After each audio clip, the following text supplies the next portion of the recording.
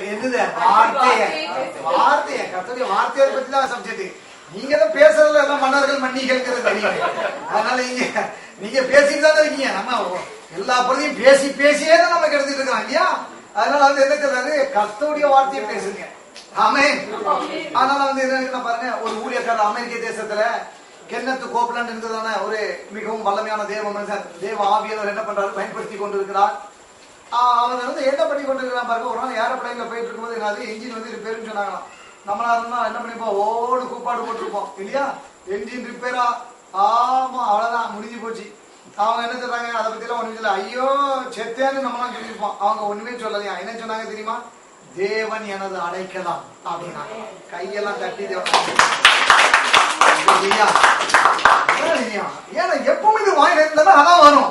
ஏன்னா அவங்க வந்து அப்படியே ஆயிட்டாங்க, வார்த்தையினால பேரைய உண்டு பண்ணிட்டாங்க. என் வாழ்க்கை எனக்கு அடைக்கல யாருங்க, எங்க அம்மா விட்டுட்டாங்க, எங்க அப்பா விட்டுட்டாங்க, எனக்கு இல்லையா சரியில்லை, பொண்ணு கொடுத்த மாமனார் ஏதாவது உதவி செய்வாரா, வண்டி கொடுப்பாரா, பார்த்தா அவரு ஒண்ணும் கொடுக்கல, கடையில என்னதான் பண்றது என் வாழ்க்கையில, யாருதான் இருக்கா எனக்கு அப்படின்னா, கர்த்தர் நீ பொண்ணு கொடுத்த மாமனார பார்க்காத, உன் சித்தப்பாவை பார்க்காத, பெரியப்பாவெல்லாம் பார்க்காத, என்ன பாரு நான் உனக்கு அடைக்கலமா இருக்கிறேன். அல்லேலூயா, ஆமென்.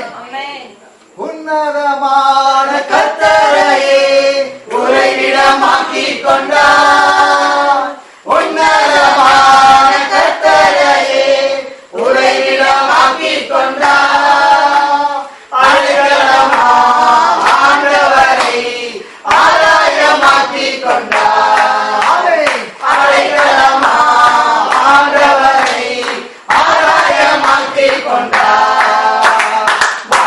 உந்தன் கூடாரத்தை அணுகாதே மகளே, பொல்லாப்பு நேரிடாதே மகளே. ஹல்லேலூயா. என்ன கவனிக்கிறீங்களா? அப்ப அவர் நீங்கள் அடைக்கலமாக ஆக்கி கொண்டீர்கள் என்று சொன்னால் பயப்பட மாட்டீங்க. எந்த சூழல் என்ன பண்ணீங்க, நான் சொன்னேன் எப்பவுமே இரவும் பகலும் வார்த்தையே இருந்தீங்கன்னா எவ்வளவு ஒரு நெருக்கமான சூழ்நிலை வந்தாலும் உங்க வாயிலிருந்து என்ன வருதுமா, அந்த வார்த்தை தான் வரும். சூழ்நிலை தாக்குறதுனால ஐயோ செத்தேன் முடிஞ்சு போச்சு அப்படின்னு சொல்ல மாட்டீர்கள். அதனால அவங்க பாருங்க, ஏரோப்ளைன்ல எல்லாம் நல்லா கவனிங்க, ஏரோப்ளைன்ல மேல போயிட்டு இருக்காங்க, எத்தனையோ ஆயிரம், நாங்க 20,000 30,000 அடிக்கு மேல போயிட்டு இருக்கு, என்ஜின் ரிப்பேர்னு சொல்றான், தேவன் எனது அடைக்கலாம்னு சொல்லிட்டு அவர் உட்கார்ந்துருந்தாங்க. அல்லேலூயா. எல்லாம் கவனிங்க, எப்படி எவ்வளவு பெரிய ஒரு சத்தியம் பாருங்க, எவ்வளவு பெரிய எப்படி இருக்கு பாருங்க. நம்ம என்ன பண்ணுறா, ரிப்பேரா முதல்ல யாரு குதிக்கிறா, மோசை நீ கொஞ்சம் நிலை, நான் குதிக்க பாரு, பீட்டி 2 பேரையும் தள்ளிட்டு என்ன பண்ணுவாரு, டெய்லர் இல்ல நீங்களாச்சும் ரொம்ப நாளா இருக்கிறீங்க, நான் இப்பதான் வந்திருக்கேன், நான் முதல்ல குதிச்சு இப்ப பிழைச்சி ஓடுறேன் அப்படின்னு சொல்லி அவரு வேம குதிக்க பாப்பாரு, எல்லாத்தையும் தாண்டி மகாராஜா நான் குதிங்க அப்படின்னு அவரு. ஆக எல்லாரும் போட்டி குதிக்கிறதுக்கு பார்த்துட்டு இருப்பீங்க. ஆனா எல்லாரும் பாப்பா வித்தியாசம் இல்லையா, எல்லாரும் பொறுமையா இருங்க. உங்களுக்கெல்லாம் மூத்த அண்ணா, நான் முதல்ல குதிச்சு செவ்வாய்க்கிறேன், அதுக்கப்புறமா நீங்க எல்லாம் பின்னால ஒன் பை ஒன்னா வாங்க அப்படின்னு சொல்லி சொல்லுங்க. ஆனா நீங்க என்ன கேட்ட, அவர் சொல்லறா ஒண்ணுமே இல்லை, தேவன் எனது அடைக்கலம் சொல்லியிருக்கிறார். சந்தோஷமா இல்லையா? இதெல்லாம் வார்த்தையினால பேரையை உண்டு பண்ணுங்க. நீங்க வாழ்க்கையில எப்படி பொருளாதார பிரச்சனையா, உங்க சுகபலன் ஆரோக்கியத்துல வந்து பிரச்சனையா, நீங்க என்ன பண்ணீங்க, எப்போதுமே இந்த வார்த்தையினால பேழை பண்ணுவது உங்களை எதிர்த்து வரக்கூடிய பிரச்சனையாகிய வெள்ளம் எதுவும் உங்களை அடித்து செல்ல முடியாது. தேவனுடைய வார்த்தைக்குள்ளாக அந்த பேழைக்குள் நீங்களும் நானும் அமர்ந்து இருக்கும் பொழுது. அல்லேலூயா. கவனிக்கிறீங்களா? அதுதான் கருத்து சொல்றது. அடுத்தது 91 3-4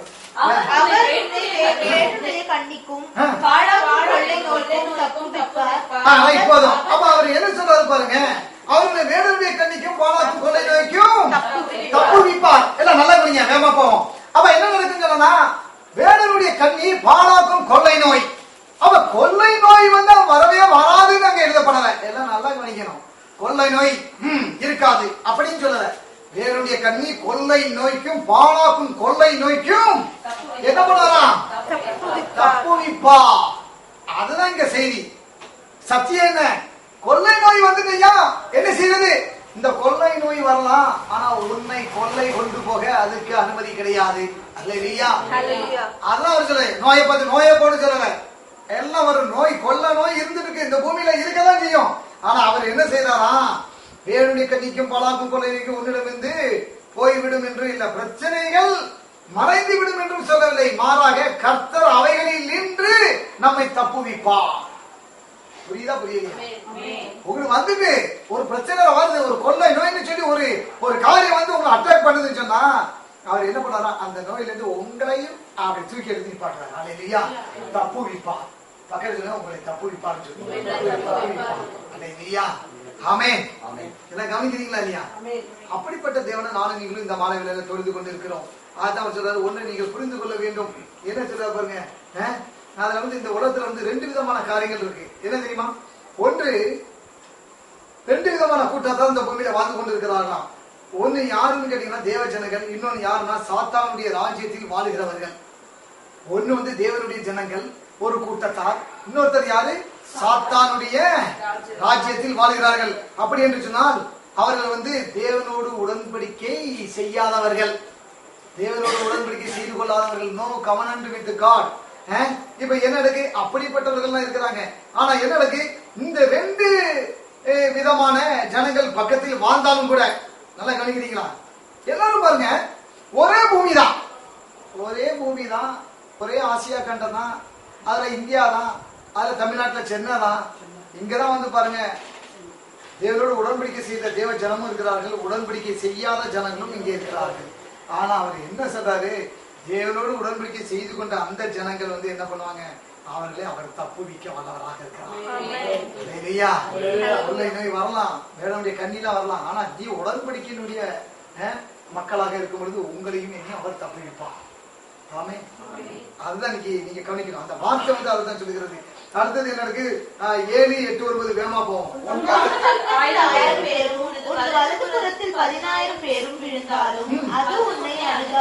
அப்போ என்ன நடக்கு, பக்கத்தில் 1000 பேரும் வலதுபுறத்தில் 10000 பேரும் விழுந்தாலும் அது உன்னை அணுகாது. அது என்ன நடக்கு, நீங்க நல்லா படிக்க பாருங்க. பக்கத்துல 1000 பேர், வலதுபுறத்துல 10000 பேர். பக்கத்துல 1000 வலதுல 16 வந்து வராதுன்னு சொல்லல, எல்லாம் நல்ல கவனிங்க. அது வரலாம், பக்கத்துல 1000 நடக்குங்க. உங்க வீட்டு சுத்தி 1000 காரியம் நடந்துட்டு இருக்கும், நீங்க வேலை பார்க்கிற இடத்துல 1000 காரியம் நடந்து கொண்டு இருக்கும். கவனிக்கிறீங்களா இல்லையா? உங்களுடைய தொழில நீங்க இருப்பீங்க, உங்க பக்கத்திலேயே அங்க பக்கத்து கம்பெனிகள் 1000 நடந்துட்டு இருக்கும்.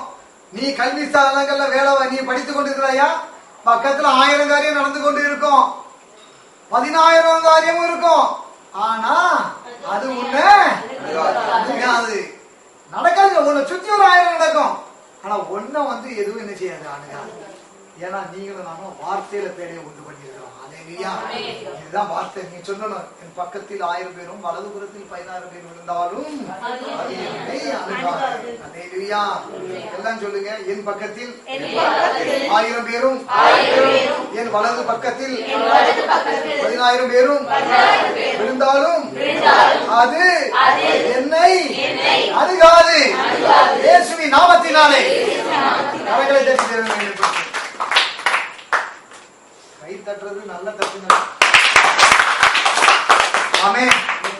அப்ப வந்து அதான் கத்துக்கிறாரு பாருங்க. ஏன்னு கேட்டீங்கன்னா இந்த உலகத்துல வந்து அப்படிதான் இருக்குது. சில பேருக்கு என்ன நினைக்கிறாங்க, இந்த வார்த்தையில நிச்சயம் பேரைய உண்டு பண்ணணும். இல்ல இப்ப பண்ணிட்டு இருக்கிறீங்களா? இப்ப நம்ம கட்டிட்டு இருக்கிறோம், வார்த்தையில தான் பேரை இப்ப ரெடி ஆகிட்டு இருக்கு. கிட்டத்தட்ட 75% கட்டியாச்சு இல்லையா? இந்த வார்த்தையில பேரைய உண்டு பண்ணி பிடி ராஜன் சும்மாவே மைசூர் மகாராஜா மாதிரி உட்கார்ந்துருக்காரு. இந்த சேர்ல உட்கார்ந்துருக்கீங்க. இது வந்து இந்த சேர் வந்து இதுல உட்கார்ந்தா 1000 இல்ல 10000 அணுகிறோம். ஆனா வார்த்தையாகிய ஒரு இதை கட்டி விட்டுக்குள்ள போய் உட்காந்தீங்கன்னா எதுவும் அணுகாது. ஆமென். கொஞ்ச நேரத்துக்கு முந்தி பார்த்தோம்னா காலெல்லாம் எடுத்து மேல அட்டக்கால் போட்டு அப்படியே திருவிதாங்க ஒரு மகாராஜா மாதிரி உட்கார்ந்துருந்தாரு. ஆமா, இப்படி பார்த்தேன். நீ வேலையை உண்டு பண்றேன்னு சொல்றீங்க, நான் பார்த்துட்டு தான் இருக்கேன். ரைட் காலத்துக்கு அப்படி போட்டுட்டு உட்கார்ந்து கேட்டுட்டு இருக்கிறாரு. அல்லேலூயா. ஏனுங்க, கர்த்தர் உங்களை ஆசீர்வதிப்பார். எப்படி இருந்தான்னு வார்த்தையை கேட்டு வேலையை உண்டு பண்ணா சரி. ஆமென். அப்ப என்ன நடக்கு, அவர் சொல்றாரு பாருங்க. விசுவாசிகள் வந்து என்ன நடக்குன்னு சொன்னா, நானும் நீங்கள் எப்படி இருக்க வேண்டுமா? சில வேளையில நீங்கள் பாவத்திலே விழுந்து விட்டீர்களா? நல்லா கவனிக்க. ஒருவேளை பாவத்துல விழுந்துட்டேயா, நான் தேவனுடைய பிள்ளை தான், நான் வாழ்ந்து கொண்டு இருக்கிறேன், தேவனுக்கு பிரியமா வாழ்ந்துட்டு இருந்தேன், திடீர்னு என் வாழ்க்கையில நான் ஒரு சின்ன இதுல நான் வந்து ஸ்லிப் ஆகி விழுந்துட்டேன். அப்ப என் வாழ்க்கை அவ்வளவுதானா? விசுவாசிகளாகிய நீங்கள் ஒருவேளை தேவனுக்கு பிரியமாக நடந்துட்டீங்கன்னா அது கர்த்தர் என்ன சொல்றாரு தெரியுமா? மனம் திரும்பி இப்பொழுது பாவத்தில் இருந்து வெளியே வாருங்கள், மீண்டும் உங்கள் வாழ்க்கையில் தேவனை முதலிடத்தில் வையுங்கள். அல்லேலூயா. கிறிஸ்தவ ஜீவியம் என்பது விழுந்து கிடக்கிற வாழ்க்கை அல்ல, மறுபடியும் எழுந்து நடக்கிறதான் கிறிஸ்தவ ஜீவியம். அல்லேலூயா. ஒரு காரியத்துல விழுந்துட்டேன், தேவனுக்கு பிரியமில்ல, லஞ்சம் வாங்கக்கூடாது, வாங்கிட்டேன், குடிக்க கூடாது, குடிச்சிட்டேன், ஏதோ ஒரு பாவம் விழுந்துட்டேன், மாம்ச காரியத்துல விழுந்துட்டேன் அப்படின்னா உடனே பிசாசு சொல்லலாம், நீ விழுந்துட்டு அவ்வளவுதான், போச்சு, அவ்வளவுதான், எல்லாம் உங்களை ஒண்ணு இல்லைன்னு ஆக்கி குற்ற உணர்வை கொண்டு வந்து உங்களை வந்து அப்படியே அவன் என்ன பண்ணிடுவான், சாகடிக்க நினைப்பான். ஆனா கர்த்தர் சொல்றாரு, இல்ல இல்ல இல்ல இல்ல, நீதிமான் 7 முறை விழுந்தாலும் எழுந்திருப்பான். இல்லையா? எழுந்திருக்க சொல்றாரு. அதுதான் அவர் என்ன சொல்றாரு, பாவத்துல விழுந்தா மீண்டும் நாம புதிய மனிதாக எழுந்து விடலாம். ஆமென். பாவத்திலே மரித்திருந்தேன், புதிய மனிதனாய் உயிர்த்து விட்டேன். பாவத்திலே மரித்திருந்தேன், புதிய மனிதனாய் உயிர்த்து விட்டேன். எனவே பாடுவோம், கொண்டாடுவோம், ஆடுவோம், நடனம் ஆடுவோம், ஆடுவோம், கொண்டாடுவோம், ஆடுவோம், நடனம் ஆடுவோம். அல்லேலூயா.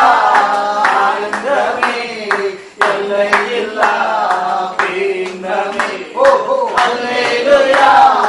ஆனந்தமே எல்லையில்லா பேரின்பமே.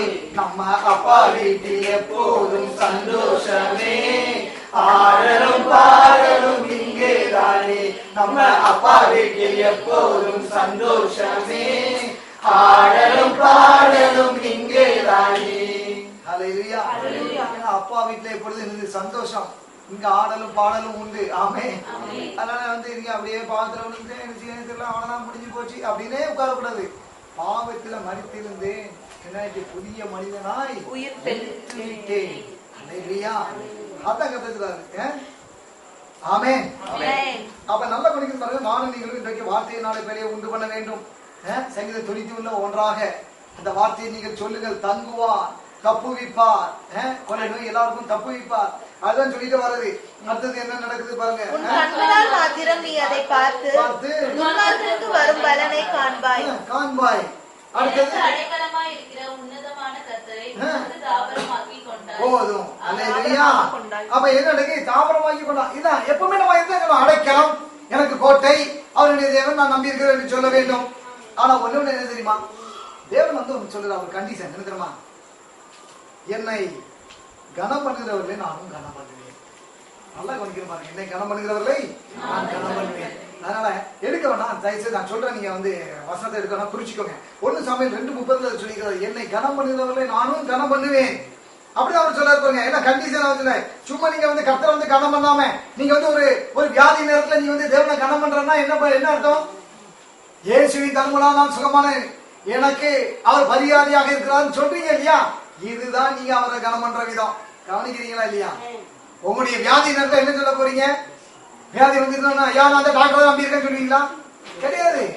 நீங்க அவரை கனம் பண்ணணும். எப்படி கனம் பண்ணணும்?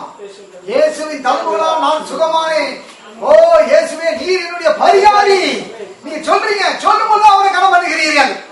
அப்படி சொல்லும்போது அவர் சொல்ற, என்னை கனம் பண்ணுகிறவர்களை நானும் கனம் பண்ணுவேன். அல்லேலூயா.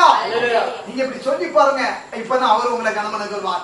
அவன் என்ன பண்றான் பாருங்க, அவனுக்கு இருந்தான ஏக சுதனாகிய ஈசாக்கை பலியிட சொல்லும் பொழுது அவன் அந்த மோரியா மலைக்கு அங்க தேசத்துக்கு கொண்டு போய் காண்பிக்கிற அந்த மலையில போய் பலியிட செல்கிறான். அப்படி போகும்போது என்ன நடக்குதுமா, பிள்ளைய கேட்கிறான், அப்பா எல்லாம் இருக்கு, என்ன கேட்கிறான்? விறகு இருக்கு, நெருப்பு பெட்டியே இருக்கு, பலியிடுறதுக்கு எங்க, பலி ஆடு எங்க அப்படின்னு அவன் கேட்கிறான். அவன் கேட்கும் போது என்ன பண்றான், ஆபரகாம் உடனே உட்காந்து என்ன செய்ய தெரியல பரிசாக்கு அப்படின்னு சொல்லி உட்காந்து அழுதாரா?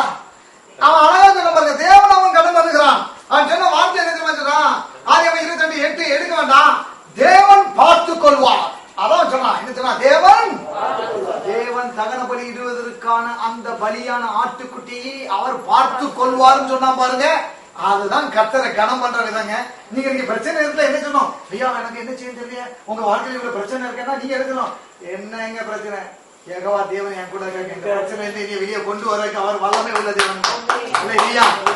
ஆமே. ஆமா. என்ன எத்தனை இது திருமண தடை என்ன உடையுதுன்னு நினைக்கிறீங்க? திருமணமே தடை தள்ளிட்டு எழுதி போத திருமண தடையை உடைக்க என் தேவனுக்கு வல்லமை உண்டு. ஆமே. நீங்க அதை சொல்லுங்க. 1000 பேர் 1000 சொல்லிட்டு போட்டோம். அல்லேலூயா. அப்ப அவர் சொன்ன உடனே என்ன நடக்கு? தேவனாய கர்த்தர் சொன்ன உடனே என்ன நடக்கு? தேவன் பார்த்துக்கொள்ள சொன்னா பாருங்க. வசனம் என்னை கனம் பண்ணுகிறவர்களை நானும் கனம் பண்ணுவேன். இப்ப என்ன நடக்கு? ஆபிரகாம் சொன்னா தேவன் எல்லாம் பார்த்துக்கொள்வார். அதுபடியா மேல போனா பிள்ளையாண்டா மேல கைய போடாத, கத்திய போடாதேன்னு சொல்றாரு. அங்கே முட்புதரிலே அங்க என்னது ஒரு ஆடு, அதனுடைய கொம்பு சிக்கி அங்க இருக்கு. இப்ப அதை எடுத்து பலியிடுங்க. அவன் அதை எடுத்து பலியிடுறான். தேவன் பார்த்து கொண்டாரா கொள்ளலையா? பார்த்து கொண்டா. உடனே தான் சொல்றான் யெகோவா ஈரே சொல்லிட்டு வரான். அல்லேலூயா. என்ன தேவன் என்ன பண்ணுவார்? தேவன் எல்லாம் பார்த்து கொள்வார். அல்லேலூயா. நீங்க இப்படிதான் சொல்லணும் பாருங்க. இதுதான் என்னது? பேழையை வார்த்தையினாலே உங்களுக்கு ஒரு பேழையை உண்டாக்குறது. நீங்க பிரச்சனையை பார்த்து பிரச்சனையே சொல்லிட்டு இருக்கனால என்ன இது? இந்த பிரச்சனையுடைய நீளம் எவ்வளவு தெரியுமா? இந்த பிரச்சனையுடைய அகலம் என்ன தெரியுமா? இந்த பிரச்சனையுடைய உயரம் என்ன தெரியுமா? உங்களுக்கு என்னங்க தெரியும்? நான் படுற பாடு இப்படி பேசிட்டு இருக்க கூடாது. அல்லேலூயா. வார்த்தையை சொல்லுங்க. அவர் யெகோவா ஈரே எல்லாம் பார்த்துக் கொள்வார். பிரச்சனை நேரத்தில் அவர் எனக்கு அடைக்கலமானவர், அவர் என் கோட்டையாக இருக்கிறார். இதைதான் சொல்லணும். இதுதான் வார்த்தையினால பேரையை உண்டாக்குறது. எல்லாம் கவனிக்கிறீங்களா?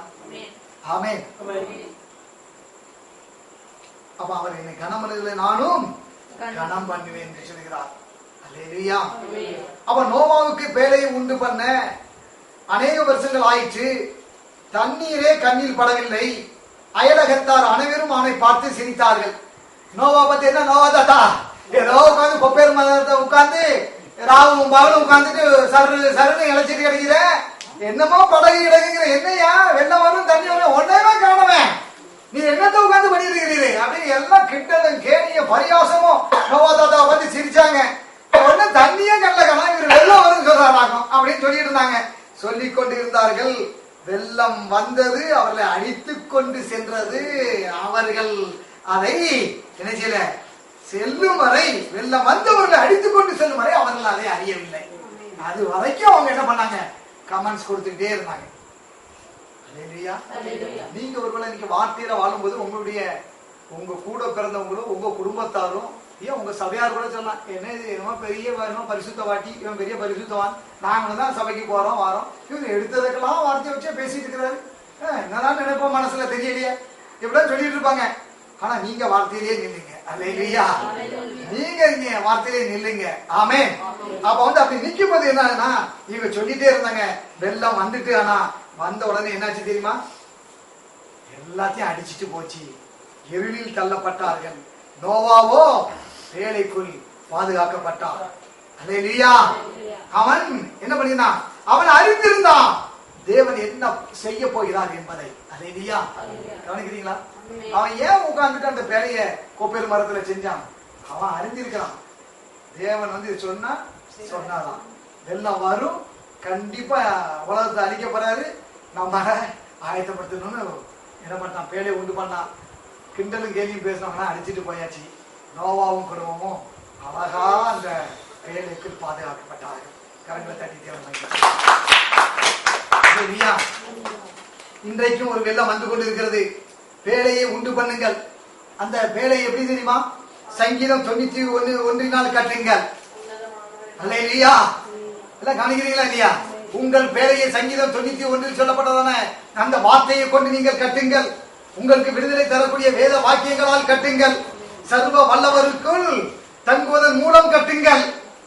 நீங்களும் இன்னைக்கு கட்டிட்டு இருக்கீங்க. பேழைய வார்த்தையினால கட்டுங்க. எப்படி? இந்த சங்கீதம் 91 சொல்லப்பட்டதான வார்த்தையினால, இந்த வார்த்தையினால கட்டுங்கள். உங்களுக்கு விடுதலை தரக்கூடிய வேத வாக்கியங்களை கொண்டு நீங்கள் கட்டுங்கள். அல்லேலூயா. அதுதான் பாருங்க, சர்வ வல்லவருக்குள் தங்குவதன் மூலமாக கட்டுங்கள். உங்கள் வாயினால் அறிக்கை இடுவதன் மூலம் கட்டுங்கள். என்ன இருக்கிறீங்க? அவர் என் கோட்டை, என் அடைக்கலம், என் தேவன் என்ற விடுதலை வார்த்தையை நீங்கள் தியானியுங்கள், வாசியுங்கள். அல்லேலூயா. கவனிக்கிறீங்களா இல்லையா? இப்படிதான் வார்த்தையை கட்டணுங்க. இதை விட்டு போட்டுக்கிட்டு நீங்க உட்காந்துட்டு ஐயோ ஒய்யோ சேர்த்தேன் வச்சேன் அப்படின்னு சொல்லக்கூடாது. ஆமே என்ன ஆபரணம் அப்படின்னு சொல்லக்கூடாது. எப்பவுமே என்ன செய்யணும்? வார்த்தையினால கட்டுங்கள். ஆமென்.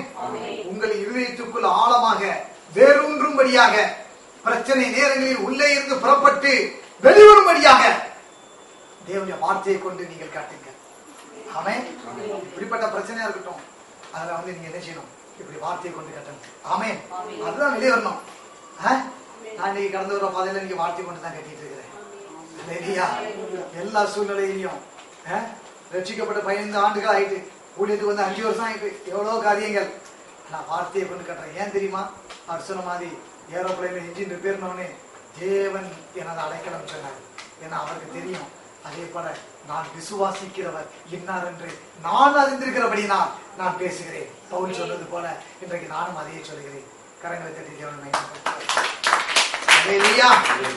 எனவே இந்த நாளிலே கேட்ட சத்தியத்தின்படியாக நீங்க பிரச்சனையை பார்த்து பயப்படாதீங்க, சூழ்நிலையை பார்த்து அலறாதீங்க, என்னமோ எதுவும் சொல்லி இது பண்ணாதீங்க.